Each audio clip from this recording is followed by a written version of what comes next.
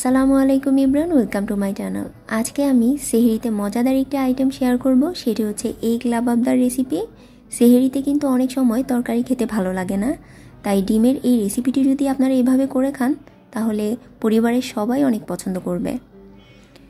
তো চলুন শুরু করা যাক মূল রেসিপিতে। আপনারা যদি আমার চ্যানেলে নতুন হয়ে থাকেন প্লিজ আমার চ্যানেলটি সাবস্ক্রাইব করবেন আর বেল আইকনটিতেও ক্লিক করতে ভুলবেন না। তো প্রথমেই আমি একটা বাটিতে 6 থেকে 7টা কাজু বাদাম নিয়ে নিয়েছি, আর এই কাজু বাদামগুলো একটু দুধ দিয়ে ভিজিয়ে রাখবো 5 মিনিট। এখানে দুধ নিয়েছি 1/4 কাপের মতো। তারপর এটি স্মুথ করে পেস্ট করে নেব। তারপর চলে যাচ্ছি চুলায় একটি পাত্রে আমি তেল নিয়ে নিয়েছি 1/4 কাপ। এখানে তেলের পরিমাণটা আপনারা কম বেশি করে নিতে পারেন। তারপর দিয়ে দিচ্ছি 1/2 কাপ পেঁয়াজ। তো এই পেঁয়াজটা আমি ব্রাউন কালার করব না, শুধুমাত্র সফট করে নেব। মিডিয়াম লো হিটে আমি পেঁয়াজটাকে ভেজে নেব। পেঁয়াজটা যাতে একেবারে গোল্ডেন ব্রাউন কালার না হয় সেদিকে খেয়াল রাখবেন। তারপর দিয়ে দিচ্ছি আদা বাটা 1 টেবিল চামচ আর রসুন বাটা 1 চা চামচ। তারপর দিয়ে দিচ্ছি লবণটা এই সময় দেওয়ার কারণ হচ্ছে আদা রসুন বাটা দেওয়ার পরপরই কিন্তু একটা তেলের ছিটা আমাদের গায়ে আসে। যদি লবণটা দেওয়া হয় তাহলে কিন্তু এটা ছিটবে না। তারপর কিছুক্ষণ ভেজে নেব। ভেজে নেওয়ার পর সামান্য পানি দিয়ে দেব। এখন আমি গুঁড়া মশলাগুলো অ্যাড করব। গুঁড়া মশলাগুলো যাতে পুড়ে না যায় সেজন্য আমি একটু পানি দিয়ে দিয়েছি। তো দিয়ে দিচ্ছি 1/2 চা চামচ হলুদের গুঁড়ো, 1 চা চামচ মরিচের গুঁড়ো, দিয়ে দিচ্ছি 1 চা চামচ ভাজা জিরে গুঁড়ো, আর দিয়ে দিচ্ছি 1 চা চামচ ধনিয়ার গুঁড়ো। দিয়ে আমি ভালোভাবে নেড়েচেড়ে মিশিয়ে নেব। এখন মশলাটাকে ভালোভাবে কষিয়ে নিতে হবে যাতে মশলার কাঁচা গন্ধটা না থাকে। তো আমি সামান্য পানি দিয়ে একটু একটু করে মশলা কষিয়ে নেব। সামান্য পানি দিয়ে মশলাটা কষানো হয়ে গেলে মশলার কাঁচা গন্ধটা দূর হয়ে যাবে, এতে তরকারিটা খেতে ভালো লাগবে। মিডিয়াম লো হিটে আমি মশলাটা ভালোভাবে কষিয়ে নেব।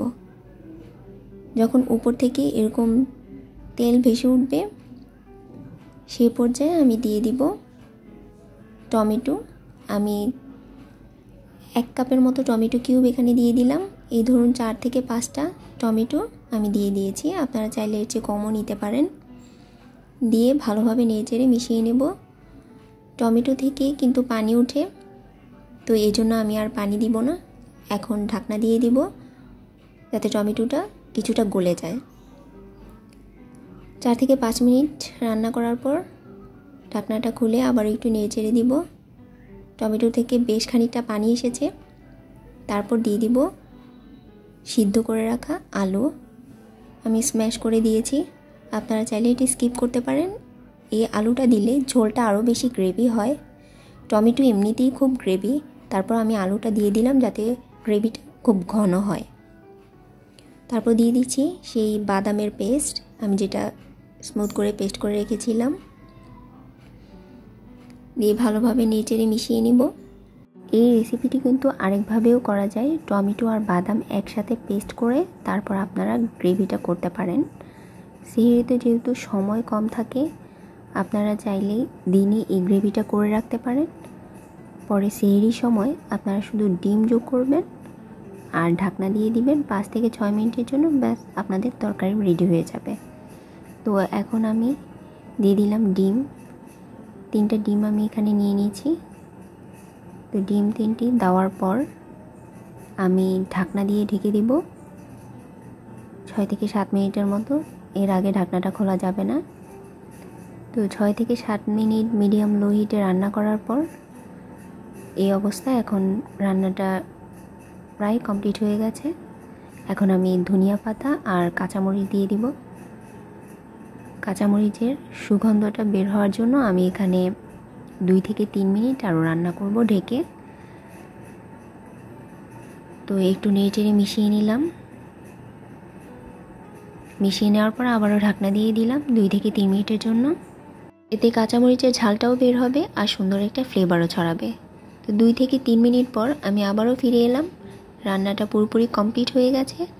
এখন চুলাটা বন্ধ করে দেব।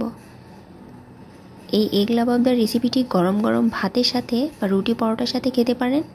খুবই মজাদার এই রেসিপিটি, আপনারা অবশ্যই ট্রাই করবেন, পরিবারের সবাই পছন্দ করবে। তো আমার রেসিপি যদি আপনাদের পছন্দ হয়ে থাকে প্লিজ আমার চ্যানেলটি সাবস্ক্রাইব করে আমার পাশেই থাকবেন, আর বেল আইকনটিতেও ক্লিক করে দিবেন যাতে সবার আগে ভিডিওর নোটিফিকেশন আপনার কাছে চলে আসে। সবাইকে রমজানুল মোবারক। রমজান মাসে সবাই সবার জন্য দোয়া করবেন। আল্লাহ সবাইকে ভালো রাখুন।